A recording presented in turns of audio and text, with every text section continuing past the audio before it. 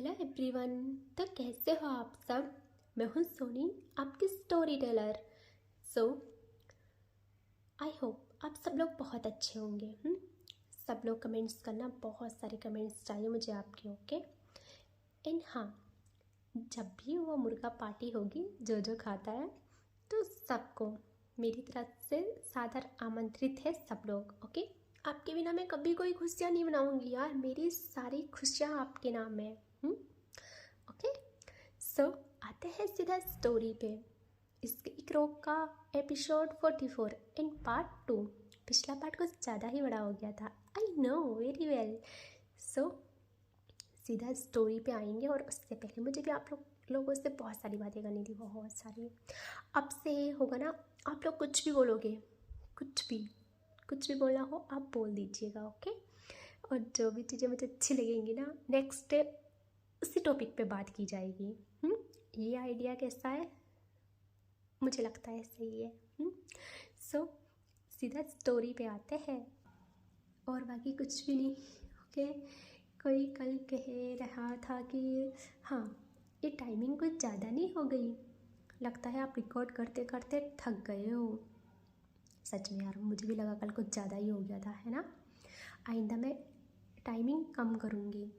तब कुछ तो सब है ना, खुश रहना। सो आते हैं सीधा स्टोरी पे।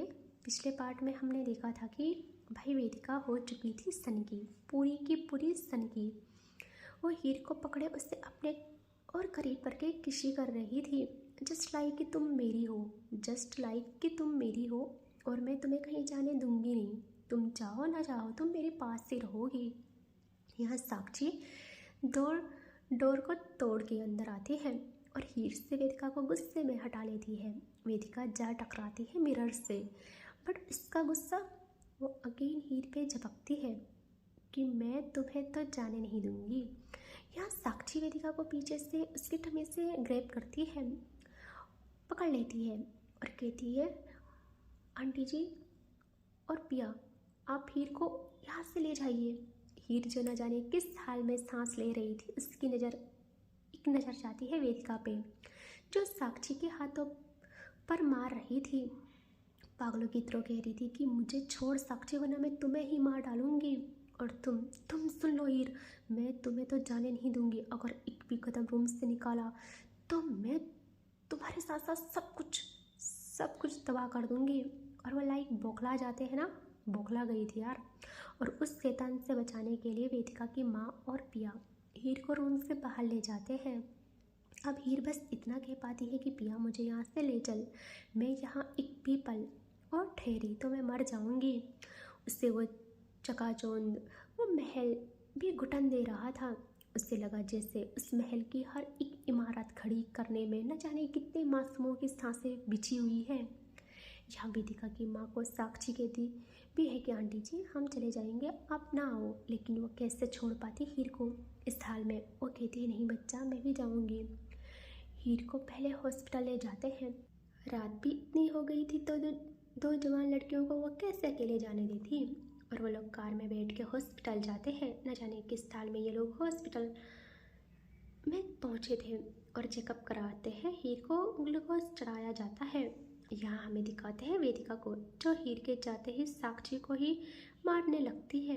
वो पूरी एनर्जी के साथ बैक वॉर करती है, एक जोरदार किक साक्षी के हाथ ढीले पड़ते हैं और वेदिका आज़ाद।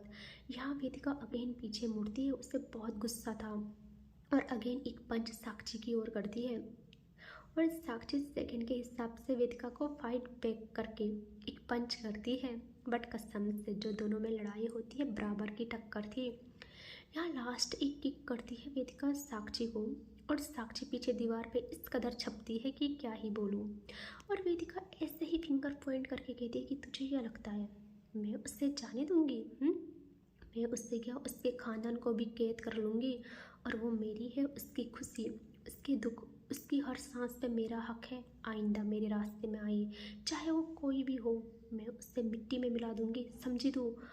और वेदिका पलटती है पीछे डोर की तरफ और अपने लड़खड़ाते जख्मी कदम बस डोर तक ही बढ़ाती है, और डोर तक पहुंच भी जाती है कि एकदम साक्षी उसके मुंह को पीछे से ग्रैब करती है विद हैंकी और आफ्टर अ सेकेंड वेदिका बेहोश साक्षी के आर्म्स में ही गिर जाती है। वो बेचारी यार, क्या दिन देखने को मिल रहे हैं उसे। यहाँ साक्षी उसे ऐसे ही संभाल के बेड में रखती है और आज साक्षी के आंखों में आंसू थे। वो वेदिका को टाइट हक करती है और कहती है, पागल, आई एम सॉरी, माफ़ करना मुझे ये कदम उठाना पड़ा, लेकिन जिस भी हाल में तू अभी है, अगर इस हाल में तू वहाँ गई तो कोई ऐसा फैसला लेगी जिससे सब बिखर जाएगा, फिर समेटे नहीं समेटा जाएगा। इतनी समझदार है कि हर फैसले में मेरा साथ देती थी। मैं ऐसे पागलपन दिखाती थी तो मुझे डांटती थी। तुमने हमेशा अपनी मुस्कान के साथ डील हैंडल की है और आज तुम ऐसे बन गई हो। समझने नहीं आ रहा तुम्हें कुछ भी। चाहे तो मुझे मार डाले, मुझे नहीं फ़र्क पड़ता, लेकिन मुझे पता है ना तेरी खुशी किस में है, हीर में। और हीर तुझे ऐसे इस रूप के साथ तो मिलने से रही, सो अब मुझे ही कुछ करना पड़ेगा। और बहुत प्यार से वेदिका के हर घाव में मरहम लगाती है वो, और कुछ टाइम के बाद गार्ड्स को बुलाती है। वहाँ की विंडो को तक स्टील से सील कर देती है और पूरा रूम क्लीन कर देती है, और फिर बाहर निकल के डोर पे एक्स्ट्रा लॉक लगा के चली जाती है। यहाँ हमें दिखाते हैं सुबह का सीन। कार रुकती है हीर के घर के पास, जहाँ हीर, पिया और वेदिका की माँ साथ आती है। वेदिका की माँ अंदर जाने लगती है, बट पिया रोक के कहती कि आंटी जी, अभी माहौल अच्छा नहीं होगा घर में, और आपको देखेंगे तो आप समझ सकते हो ना, सो आप फिक्र ना करें, मैं हूँ हीर के साथ। तो वो कहती है, बट बेटा, हीर को इस साल में मैं यहाँ कैसे छोड़ दूँ, यहाँ रहना सेफ होगा क्या? तो हीर जल्दी से कहती है कि नहीं मम्मी जी, मेरा घर है ये, और मेरा भाई भी क्या पता आ गया होगा, मैं उसे नहीं छोड़ सकती, आप मेरी फिक्र ना करें।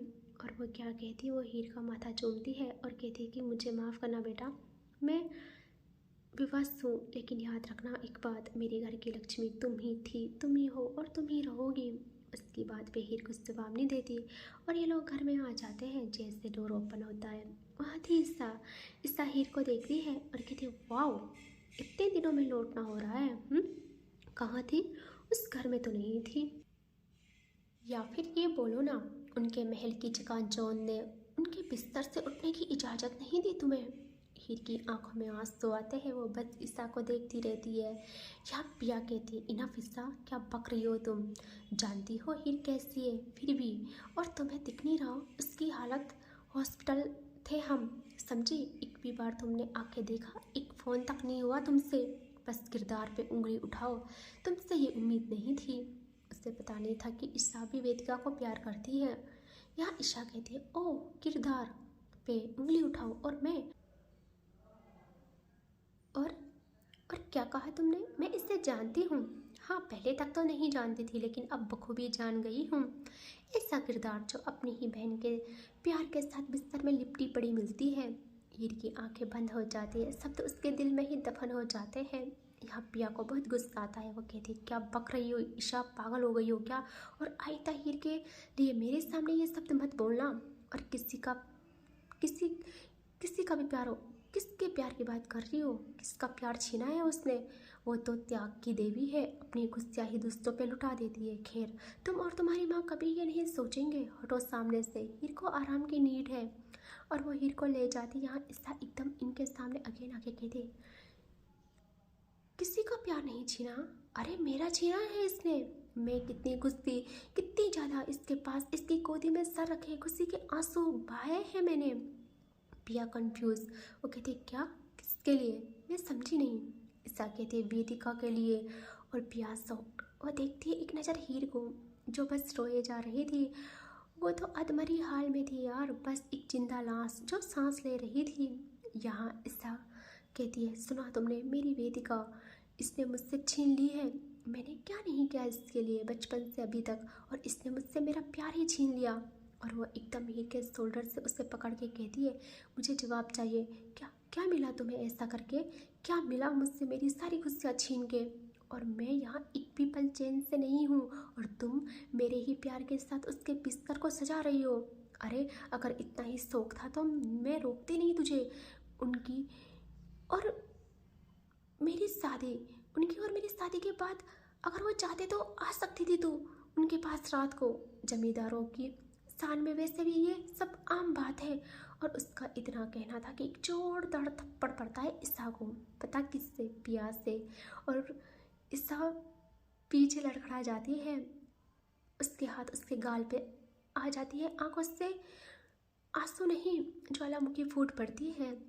और पिया का गुस्सा, भाई वो हीर को साइड हक के थामे थी। हीर तो बोला ना, कब का दिल जैसे मर गया था उसका, बस सांस आ रही थी उस मुर्दे में। यहाँ पिया कहती, इनफ, अगर एक भी लफ्ज़ हीर के किरदार के बारे में बोला तो मैं भूल जाऊंगी ये तुम्हारा घर है। अरे एहसान फरामोश, हीर के नाम की सारी चीज़ें हड़प ली तुम सब ने। तुम लोगों ने उसे ज़िंदगी भर नौकरानी से भी बदतर ज़िंदगी दी, फिर भी उसने उफ तक नहीं किया। कभी पेट भर खाना नहीं खाया उसने इस घर में। कोई दिन ऐसा नहीं गया जब वो खून के आंसू न रोई हो, फिर भी वो तुम्हारे पैरों तले रही। और आज तुम उससे ये बोल रही हो, और किसके लिए? उस वेदिका के लिए। अरे जा, तुझे ही मुबारक हो वो दाग, अपनी मांग में सजा उसको, या अपने चेहरे पे काले टीके की तरह इस्तेमाल कर, तेरी मर्जी। और इस सिचुएशन पे मैंने कुछ लाइन्स लिखी है, ज़रूर बताना कैसी है, ओके।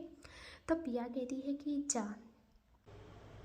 है कि जा, मुबारक हो वो ताज, वो तख्त, वो वेदिका का नाम, मगर मेरी हीर के किरदार पे मत लगाना कोई भी इल्ज़ाम। जिसको तूने अपने इश्क समझा है वो मेरी हीर का गुनाह नहीं। तेरी चाहत में अंधापन है, उसकी रूह में कोई दगा नहीं। तू कहती है उसने तुझसे तेरा प्यार छीना है, पहले अपने दिल से पूछ किसने किसका दिल चीरा है।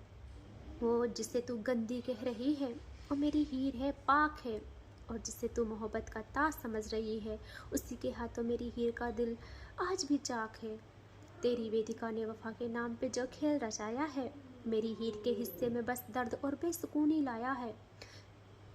तो जा, रख ले अपने माथे पे वो ताज, जिसके नीचे छुपा है न जाने कितने फरेबों का राज। तुझे मुबारक हो उसका इश्क, उसकी चाहत, उसका दीदार, मगर मेरी हीर के नाम पे जुबान खोली तो याद रखना पिया भी जिंदा है, और हीर की इज्जत है मेरी पहली पुकार। वेदिका, अगर तेरी मोहब्बत है तो उसी के दर पे जाना, मगर मेरी हीर को बदनाम करने का ख्वाब तक मत सजाना। क्योंकि हीर ने इश्क किया था कोई सौदा नहीं, उसका दिल टूटा है, उसका किरदार नहीं। और सुनिशा, जिससे पाने के लिए तूने अपनी बहन से नफरत की है, और तेरा ताज तो हो सकता है मगर मेरी हीर की पाकीज़गी से ऊंचा नहीं। ओह भाई, क्या था ये? और पहले तक तो मुर्गी थी, ठीक है, और अभी ये बगल पड़ोसियों का कुत्ता, देख रहे हो? पता नहीं बेचारा क्यों रो रहा है, वो भी इतनी अजीब तरीके से। यार मैं क्या करूँ यार, सच में मेरा ना, मैं कहाँ जाऊँ इस घर से, कभी कभी मेरा दिमाग ख़राब हो जाता है। जैसे मैं रिकॉर्ड करने बैठूँ सारी प्रॉब्लम्स उसी वक्त आती है यार, उसी वक्त। तो आज आपको इसी के साथ स्टोरी सुननी पड़ेगी। और हीर को देखो, वो फिर भी लड़खड़ाती सी एकदम प्यास से ही दूर हट जाती है, और प्यास सॉफ्ट। यहाँ हीर हाथ जोड़ती है ईसा के आगे और कहती है, ईसा मुझे माफ़ कर दे, माफ़ कर दे, मैं ही तेरी गुनहगार हूँ, मैं हूँ गुनहगार। क्या चाहते हो तुम सब मुझसे? बस बोलो बोलो, कैसे तुम सबको सुकून मिलेगा। तभी दूर से एक आवाज़ आती है ईसा की माँ की, कि क्या चाहते हैं हम तुझसे? हम तो तुझसे यही चाहते हैं कि अर्जुन से शादी कर ले, बस कुछ दिनों में चुपके से। फिर जो प्यार के लिए तो तड़पती थी वो सब तेरे नसीब होगा, मेरा भी, तेरी बहन का भी। और यही तो तुझे चाहिए था, और इनकार किया तो। और वो इतना ही कहती है कि हीर के दिल में अगेन दर्द उठ जाता है। देखो, वो कुछ भी कर सकती थी लेकिन मर जाती वो, बट अपना नाम किसी और के साथ कभी नहीं जोड़ सकती थी। हीर की माँ कहती है कि तेरी खामोशी को मैं क्या समझूँ? तेरी खामोशी को मैं हाँ समझ रही हूँ, प्यार से मान जा, वरना बहुत तरीके आते हैं मुझे और भी। और इस बार वो ये ना सोचे मुझे उस तरह मार सकती है, क्योंकि अर्जुन ने अच्छी खासी सिक्योरिटी दी है हमें। अब उस बेवकूफ़ को कौन बताए कि आंधी तूफानों को रोकने के लिए तुम्हारे ये बेजान से हाथ काम नहीं आएंगे। यहाँ हीर अब कोई जवाब नहीं देती, वो चुपचाप मुड़ती है अपने रूम की तरफ और वहाँ जाने लगती है। यहाँ उसी वक्त हीर की माँ फ़ोन करती है किसी को और कहती है कि हाँ हाँ मैं कह रही हूँ ना, हाँ है उसकी, बस तैयारी करो जितनी जल्दी हो सके। कुछ दिनों में ही चुपके से इसे तुम्हें सौंप देती हूँ और मेरे सर से बला टले फिर। और तब तो क्या ही मेरी ईशा की गुस्सा भी उससे मिल जाएंगी। यहाँ ईशा आती है अपनी माँ के पास रोते हुए और एकदम उससे सीने से लगा लेती है उसकी माँ और कहती है कि रोती क्यों है, तेरी गुस्सों के लिए तो मैंने न जाने क्या से क्या किया है, फिर अपनी ही जान देनी पड़े मुझे, लेकिन मैं कुछ भी करूँगी, तुम्हें तुम्हारी गुस्सा दे के रहूँगी। यहाँ ईशा कहती है कि नहीं माँ, मैं आपको कुछ भी होने नहीं दूँगी, लेकिन माँ मैं उसके बिना नहीं रह सकती हूँ, अगर वो मुझे ना मिली तो मैं न जाने क्या कर जाऊँगी। उसने सब बता दिया था अपनी माँ को, तो उसकी माँ उसे हक बैक करती है और कहती अरे सुब सुब बोल, मरे तुम्हारे दुश्मन। हाँ मुझे वो बिल्कुल पसंद नहीं है, उसने तो मुझे हॉस्पिटल भी पहुंचाया है, लेकिन वो अमीर है और सबसे इम्पोर्टेंट तेरी खुशियाँ हैं उसमें, तो सब माफ़, लेकिन मानना पड़ेगा, क्या गरीब बन के हमारे सामने आई थी वो। यहाँ ईशा कहती है माँ यही तो मुझे भाग गया उसका, और माँ आपको पता वो अर्जुन से भी बड़े हैं पैसों में, सब कुछ में। तो वो औरत खुश हो जाती है, देख रहे हो हड्डियाँ सीधी हो गई, बट खैर अपने पति के साथ ही हॉस्पिटल में परमानेंट रहना चाहती है शायद। यहाँ दिखाते हैं हीर का रूम। हीर रूम में जाती है और बेड में बैठ जाती है और पिया उसके साथ आके कहती है कि क्या था ये सब, क्या कर दिया तुमने बिना कुछ सोचे समझे, तू जानती है ना वेदिका को, फिर भी। हीर चुपचाप लेट जाती है और करवट लेके कहती है मुझे नहीं मालूम कुछ भी, क्या होगा कैसे होगा, लेकिन इतना मालूम है कि किसी और से मेरा नाम तक जुड़ गया तो मैं मर जाऊंगी। पिया उसके पास बैठ के कहती है क्या मतलब कुछ भी। हाँ और देख हीर, वो वेदिका एक दाग है, उससे इतना चेहरे पे मत लगा। यहाँ हीर के मन में न जाने क्या उमड़ पड़ता है, वो एकदम उठ के पिया के लबों पे हाथ रख के कहती है खबरदार उनके लिए कुछ भी मत बोलना। और पिया सॉफ्ट। यहाँ हीर कहती है मत बोलना, तुम्हें नहीं पता जितनी बार तुमने उन्हें कुछ बोला है मेरे मन में असीम दर्द असीम पीड़ा उठ पड़ती है, तब से ये दर्द कम होने का नाम नहीं ले रहा है। पिया कहती है सच्चाई से अब भी तो वंचित नहीं है हीर, वो एक दाग है, एक गुनहगार, फिर भी उसके लिए तेरे दिल में ये सब। तो हीर देखिए क्या कहती है कि हाय हीर की मासूमियत सदके जाऊँ मैं हीर के। वो कहती है कि दाग है तो मेरे दिल पे भी वही दाग उतर जाए, और बदनाम है तो उसके नाम से मेरा नाम संवर जाए, उसके चरणों की धूल से मेरे साजो सिंगार पूरे हो, उसके हाथों की राख से मेरी सांसों के दीपक में नूर हो, उसकी खता का बोझ भी मेरे हिस्से में आ जाए, वो गुनहगार कहलाए तो मेरा सर भी झुक जाए, उसके जख्मों की टीस मेरी रूह में उतर जाए, वो जितना मुझसे दूर हो मेरी धड़कन उतना उससे बुलाए। हाँ माना शायद मिलना हमारा नसीब ही नहीं, मगर उसके बिना ये दिल किसी और के करीब ही नहीं। कल क्या होगा किससे मालूम, किस्मत किस मोड़ पे ले जाएगी, मगर कोई उसके खिलाफ बोले मेरी खामोशी उसी वक्त मर जाएगी। वह लाख बुरा सही मगर मेरा इश्क उससे बुरा कह न पाए, कोई उसके किरदार पे उंगली उठाए तो ये दिल खुद गुनहगार बन जाए, उसकी सांसों में अगर कोई दर्द बाकी रह गया है, समझो मेरी रूह का भी कोई हिस्सा वही मर गया है। वो दाग है तो मैं भी दागदार कहलाऊंगी, और राख हुआ तो उसकी राख से अपनी हाथों की मेहंदी सजाऊंगी, मोहब्बत में उसका नाम ही मेरा आखिरी इकरार होगा, और मेरा हो या ना हो मेरा इश्क हमेशा उसकी तरफ ही वफादार होगा। देख रहे हो फिर भी यार, फिर भी वो इतना प्यार कर रही है। पिया के पास तो शब्द ही नहीं रहते, वो चुपचाप हीर को देखती रहती है और कहती है कि अब क्या होगा हीर, तो इस कदर उसमें क्यों बस गई है कि इतना कुछ होने के बाद भी वो तेरे जहन से नहीं जा रही है, अगर यही था तो वहाँ से यहाँ आई क्यों। तो हीर कहती है कि देखा नहीं, मुझे घुटन हो रही थी वहाँ, और उस इंसान का पागलपन चरम पे था, और वो शब्द वो चीज़ें मैं भूली नहीं, कभी नहीं भूलूंगी, लेकिन इस दिल पे मेरा इख्तियार नहीं है, मैं इस दर्द को झेल लूँगी पिया। और पिया देव कहाँ है, आज उससे आना था ना। तो पिया कहती है शायद नहीं आया, वरना दिख जाता तुझे, और अच्छा हुआ नहीं आया, इस हाल में देखता तुझे तो उससे बहुत तकलीफ होती, और तू कैसे उससे और खुद को संभालती भला। हीर मैं कह रही हूँ ये लोग सही नहीं है, तो मेरे घर चल, मैं तुझे संभालूंगी। तो हीर कहती कि नहीं पिया, तो उस इंसान को नहीं जानती, मेरे घर वालों को नहीं छोड़ती, तो तुम्हें क्या ही छोड़ेगी।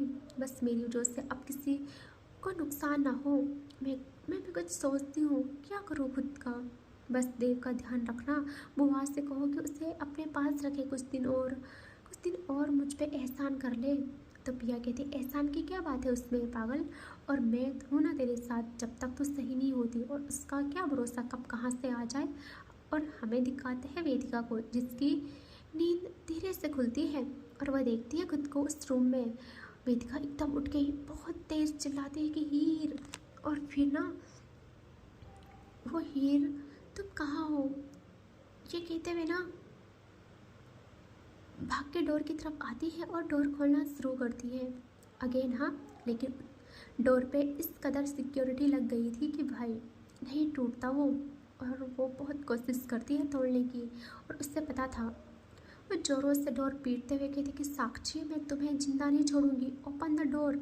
और जब नहीं खुलता तो वेदिका भागती है विंडो की साइड और जैसे पर्दे हटाती है। देख के शॉक्ड, भाई सब सील्ड थे, मिरर से नहीं स्टील से। और उसका दिमाग खराब, और कहती है साक्षी शेर को कैद करेगी, तू जानती नहीं मैं क्या हूँ, क्या कर जाऊँगी। और वह फ़ोन ढूंढती है अपना कहीं से भी, बट उससे नहीं मिलता। यार वेदिका पूरी तरह पागल हो जाती है। यहाँ दिखाते हॉल का सीन जहाँ साक्षी और वेदिका की माँ बैठी थी सोफे पे। वेदिका की माँ तो बस रोए जा रही थी। साक्षी उनके सामने बैठ जाती है नी केवल, और कहती है आंटी जी कुछ खाना खा लीजिए ना, आपने कुछ भी नहीं खाया है, अभी भी माफ़ नहीं करोगे आप मुझे। तो वो बस उनके हाथ पे हाथ रखती है। तो वो साक्षी का हाथ एकदम से हटा के कहती है तुमसे तो बच्चा ये उम्मीद नहीं थी, तुम भी वही निकली, सब झूठ था, तुम्हें पता भी है अब उस मासूम के साथ न जाने क्या होगा। तो साक्षी कहती है कुछ नहीं होगा, आपको लगता है वेदिका कुछ होने देगी हीर को। तो वो कहती है सबसे बड़ा खतरा तो वेदिका से ही है हीर को।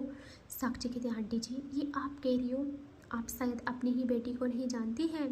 तो वो कहती है हाँ नहीं जानती थी पहले, लेकिन अब सब जान गई हूँ। उसमें उसने मेरा हीर का सबका दिल तोड़ा है, और कहाँ है, रूम से बाहर निकलने में शर्मिंदगी हो रही है उससे।